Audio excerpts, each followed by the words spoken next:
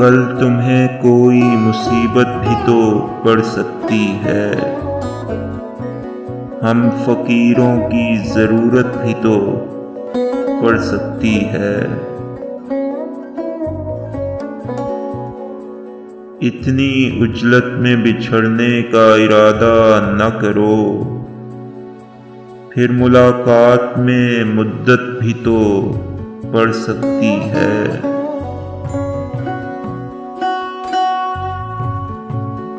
आदमी ज़ात हूँ, मुझको न फरिश्ता समझो, लब कुशा होने की हिम्मत भी तो पड़ सकती है।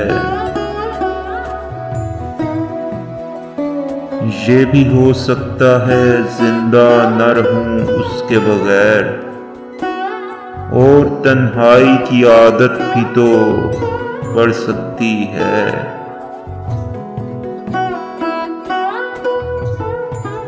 नाम लेता हूँ खुदा का मैं तेरे जिक्र से कब्ल, यूं तेरी याद में बरकत भी तो पड़ सकती है।